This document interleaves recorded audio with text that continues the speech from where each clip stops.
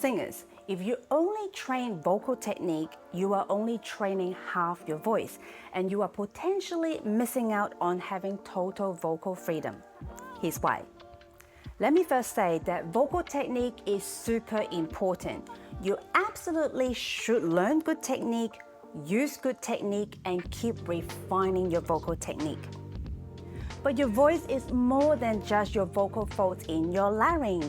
There are myofascial connections that connect your voice from head to toe. Your voice is literally a musculoskeletal instrument in the center of your body. To fully represent the entirety of your voice, I call all the structures involved in your voice your myofascial voice. Here are 5 parts of your myofascial voice beyond your larynx that are essential for singing and how they can affect your voice. The first and probably most influential one is your core. Your core is the source of your breath support. Without adequate breath support, it could impact your pitch, tone, limit your range, and how you execute your technique. Now, your body is very clever. When you lack capacity somewhere, it will compensate, borrow, do whatever it takes to make it work. When your core is weak, one common compensation is to go borrow from the obliques. When you over-brace with your obliques, it makes the base of your ribcage rigid, and this restricts your rib expansion and affects the efficiency of your breathing. A quick side note on breathing. I believe a good inhale sets you up for success when you then exhale to sing. You want to be able to easily inhale the correct volume of air you need to finish singing the next line without running out of breath, and also to use the technique you want to use. So anything that compromises your inhale puts you on the back foot before you even sing a single note.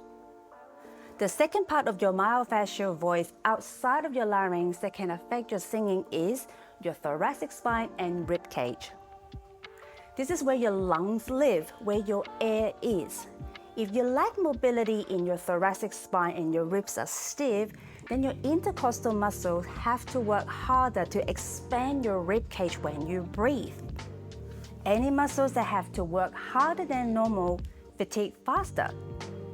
A classic compensation here is to use your neck to help you breathe.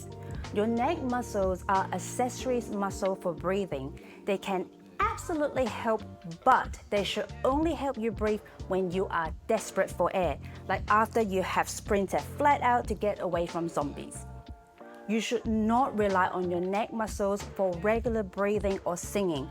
This leads to overuse. Overusing your neck muscles causes them to hold excessive muscle tension, and as singers, we know neck tension means vocal tension. More on that shortly. The third part of your myofascial voice outside of your larynx that can affect your singing is your back extensor muscles. Your back extensor muscles attain and maintain an upright torso. And an upright torso is the ideal voicing alignment because it is the most efficient position for the following 5 things.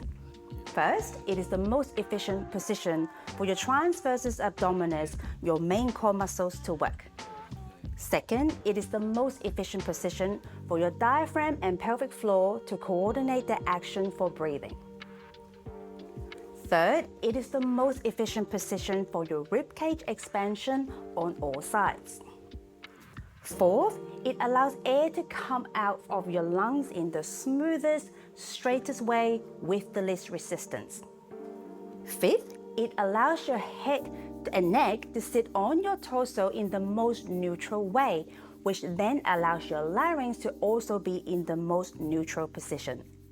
If your back is not strong or have sufficient endurance to maintain your alignment the whole time you sing, you may well start off well, but then struggle later in your set and start to compensate. If you regularly feel exhausted after singing and everything feels tight as, it is highly likely that your body is not strong enough yet to support the demand of your current singing schedule.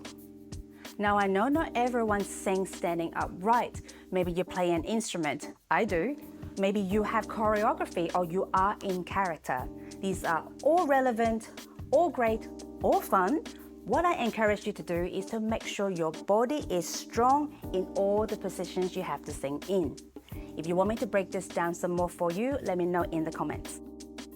The fourth part of your myofascial voice outside of your larynx that can affect your singing is your pelvic floor.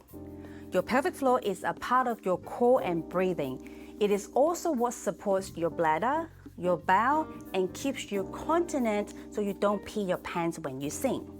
Side note, it is not normal to pee your pants when you sing. If your teacher told you it is okay to leak pee when you sing high or belt, find another teacher. If pee does come out when you sing, even if it is just that once or one drop, please see a pelvic floor physio as soon as possible to start rehab before it gets worse. Your pelvic floor is deeply connected with your jaw. Excessive muscle tension in one feeds excessive muscle tension in the other. Many things drive jaw and pelvic floor tension. The more drivers you have, the more it drives tension up in both areas. They can keep feeding one another and you might not even be aware that both are getting tighter and tighter. And that's the thing about excessive muscle tension. It sneaks up on you unawares. Excessive tension in your jaw directly affects your voice. So if you are confident with your vocal technique and you know your vocal folds are healthy, but you have random issues with your pitch, tone, resonance, can't easily access your regular range, or you struggle with chronic tongue root, neck, and shoulder tension, it could be from excessive muscle tension elsewhere in the body, and it's definitely worth looking into. The fifth part of your myofascial voice outside of your larynx that can affect your singing is, of course, your neck. Your neck is where your larynx lives. Your larynx sits directly in front of and in the middle of your cervical spine. The position of your neck directly affects the position of and muscle tension around your larynx and your jaw. And you already know this. Excessive tension in these areas can affect the quality of your sound, your range. It makes singing more effortful, which then contributes to vocal fatigue and drives even more excessive muscle tension. Your neck, jaw, and voice are intimately related. If your neck is not happy, your voice and jaw won't be happy either. This is why I say neck care is a priority for all singers. Now, I want to reiterate that learning, using, and refining your vocal technique is super important. But as you now know, there are lots of non-vocal technique factors affecting your voice as well. It doesn't matter how good your vocal technique is, it will not magically give you a strong core. It cannot improve mobility in your spine and ribs. It won't strengthen your back muscles. Vocal technique can't help you relax your pelvic floor and coordinate it properly with your breathing. And it certainly won't alleviate your chronic tight neck. What you need to address these myofascial voice issues is a fit-for-purpose movement solution that helps you develop the mobility and strength required to manage the physical demands of singing.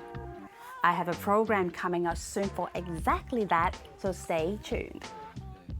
If you are keen to start nurturing your body for singing today, I highly encourage you to start by making sure you're using your core properly, because your core is the foundation for your movement, your posture, your breath support, and most people don't use their core properly. My free mini course, Introduction to Breath Support, is the perfect place to start learning about your core. Inside the training, I walk you through how to correctly engage your core and pelvic floor, and also how to coordinate your core with your breathing for singing. You can grab the free training using the link in the description. I'm Selina, a physio and a singer. I help singers build strong bodies to augment their vocal technique and unlock vocal freedom. If that is your vibe, please subscribe. This is a playlist I've made just for singers, so make sure you check it out.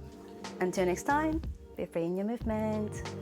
And as singers, we know neck muscle means vocal neck muscle. That's funny.